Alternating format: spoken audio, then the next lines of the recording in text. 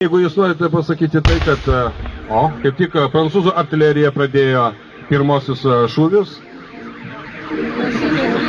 Žinoma, šiaip tai istorijai turėjo būti atvirkščiai. Išėjus prancūzam, aiškiai, Rusijos artilerijos 6 pabūklai atidengė ugnį ir beje vienas sviedinys užmušė po maršalo Udino žirgą. Taip, kad jisai net nesitikėjo, o rusai žinoma irgi nesitaikė, bet iššovė ir sviedinys nulėkė užmušė žirgą. Tai kare visuomet tokių dalykų būna. Bet tai nestebėkite, nesistengime atstatyti visiškai to istorinio įvykio, mums vis tiek nepasiseks ir galbūt nėra to pagrindinio uždavinio. Svarbiausia jumis nukelti į tą epochą, kuri vyko jūsų krašte, tai yra prie jūsų miesto, Deltuvos miestelyje, prie Ukmergės. Praktiškai vienas šūvis, kuris iššovė, žinokite, tai yra simboliška. Daugelį stambių mūšių toje epochoje prasidėdavo nuo vienintelio patranko šūvio iššovimo. Po vieno iššovimo pabūklo prasideda kanonadas visų frontų, tiek vienos ir kitos pusės. Tai tokia savotiškai tradicija buvo. Matome Rusijos šitą kariuomenės pėstininkai. Jie kaip tik miestelėje, sakykime, sąlyginai tai yra Deltuvoje, ir dabar prancūzų artilerija apšaudo jos.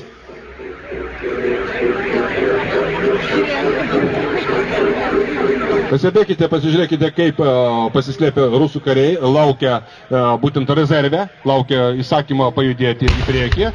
Matome, kaip tik prancūzų artilerijos pabūklai šaudo. Na, ačiū Dievui, kad jie šaudo tik tai garsu, o ne būtent, sakykime, sviediniais arba kartečia. Ką aš norėjau pasakyti, pavyzdžiui, jeigu norite iš šautuvo titnaginio iš 250 metrų pataikyti į, reiškiasi, žmogų, tai į karį, reikia taikyti jam į pilvą. Jeigu nori pataikyti 100 metrų atstumu į žmogų, reikia taikyti į kelius. Jeigu jūs norite pataikyti į kepurę, tai yra 300 metrų taikotis į žmogų, jūsų pulka pataikys į kepurę. Už 400 metrų, reiškiasi, jį lekia 14 cm virš galvos. O 600 metrų atstumu, 30 cm virš galvos atstumu pralėkė kulka. Taip, kad tik gerai paruoštas, sakykime, karys galėjo tai žinoti. Matome, prancūzų artilerija šaudo. Nirtingai šaudo.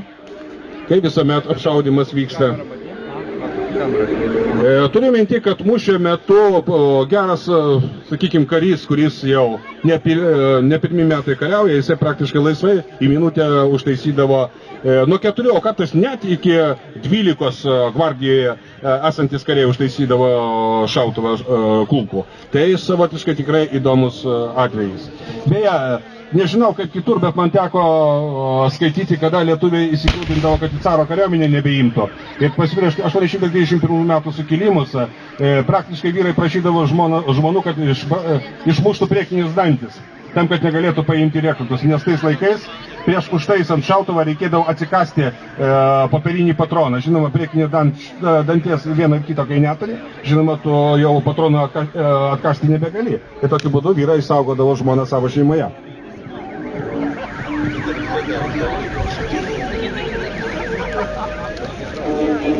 Nenustapkite, kad kartais vyksta tokios pauzės, kartais lėtai, aš dar kartą pabrėžiu, kad tai vis dėlto yra 19 šimtmečio pradžia. Tai yra būtent, kaip pasakyti, grubusis apčipinėjimas priešininkas. Ir vieni ir kiti stebi. Reikia išsiaiškinti, kokios yra jo pajėgos, kiek artilerijos vamzdžių, kokios kavalerijos pajėgos, kokios yra pėstininko, kas yra rezervas. Lygiai taip pat daro prancūzų kariuomenė, lygiai taip pat daro ir rusų kariuomenė. Priekyje jūs matote 2 iš rusų karių šaudančius, tai yra jėgerius. Tai buvo vyrai formuojami iš eigulių arba iš miško esančių darbininkų arba iš taikliausių pėstininkų šaulių. Ir jų uždavinys būdavo pradėti mūšį. Tai buvo taiklus kariai, kurie snaiperiškai apšaudydavo priešininką. Žinoma, jie galėjo būti panaudoti ir įsibarščiusiai šitą dabar padėtyje ir galėjo būti rikiuotėje. Taip pat mėgdavo jie dalyti ir visokias įvairias diversijas, ypatingai raitėjai jėgeriai.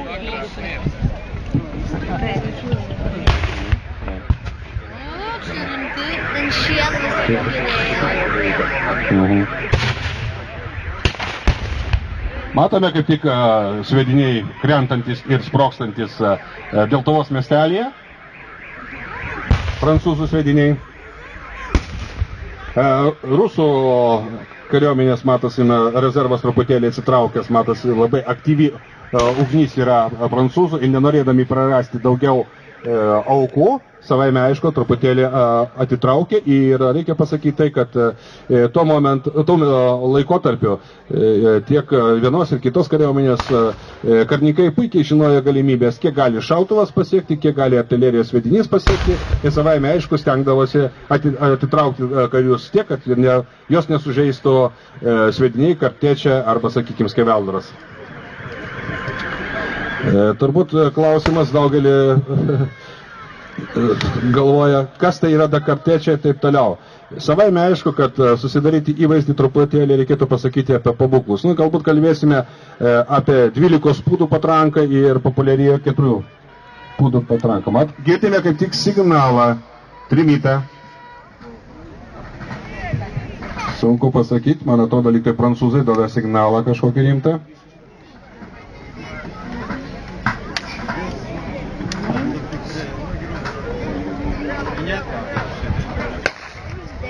Taip, rusų matote karius.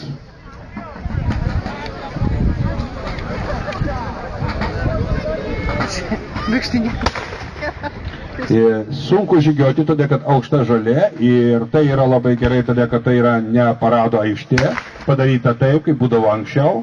Tačiau reikia pasakyti, kada išmindydavo kokią 20 000 korpusas, įsivaizduojat patys, kad jau žalės pjauti nebereikėdavo, kur jeigu kavalerija praeidavo su artilerija, savaime aišku, ten būdavo išvis arimo laukas.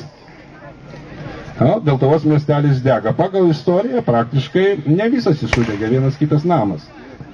Bet tai, žinoma, pastatyti naują miestelį ir sudeginti, man atrodo, brangiai kainuotų.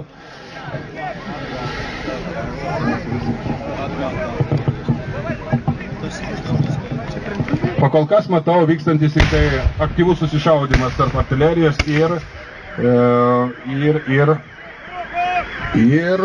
būtent tarp jėgerių ir voltižerių. Voltižeriai tai yra prancūzų kariuomenės, irgi taip pat šauliai, kad suprastumėt, tas kaip ir jėgeris, tik tai, sakykime, uniformas skiriasi ir pavadinimais. Rusų kariuomenė traukėsi iš Deltuvos, traukėsi artileriją. Tačiau pasaloje matome palikta yra grupė karių, kurie būtent kaip ariergardą sulaikytų, jeigu sugalvotų prancūzų avangardas atakuoti besitraukiančius pagrindinės pajėgas. Praktiškai panašiai taip ir buvo atsitikę, kada Piotro Wittgensteino pirmas korpusas traukėsi link Mergės, tai Kulniovo generolo ariergardas kaip tik dengė jo atsitraukimą. Ir labai sėkmingai tai atliko generolas. Prancūzam maršalui Gino nepasisekė apsukti ir sunaikinti pirmąjį korpusą. Matote, kaip tik pakrauti yra tai vadinami tūrai artilerijos. Rusų kariai nebesuspėjo jas įrengti, nes taigi prancūzų artilerijos ugnys jos privertė pasitraukti. Tie tūrai būdavo pinami iš, sakykime, rykštelių.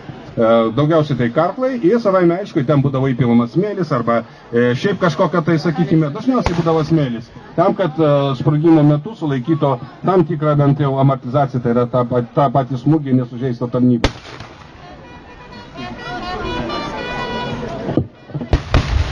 Signalas prancūzų į ataką.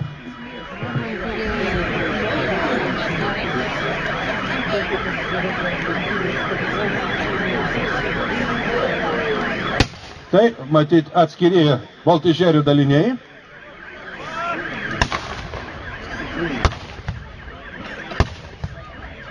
Tam kaip tik vyksta rusų kariuomenės jėgerių ir prancūzų voltižerių susišaudymas. Kitaip pasakant, vadinkime lengvoji pėstininkija.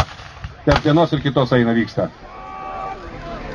Taip, kaip minėjau, gali pereiti tiek voltižeriai, tiek ir jėgeriai į turtuvų kautynės. Kas ir žinoma atsitikdavo. Šaudydavo dažniausiai salvėmis. Tačiau, kaip ir minėjau, daugiau jėgeriai arba voltižeriai mėgdavo įsibarsti šaudyti, nes jie buvo taiklų šauliai.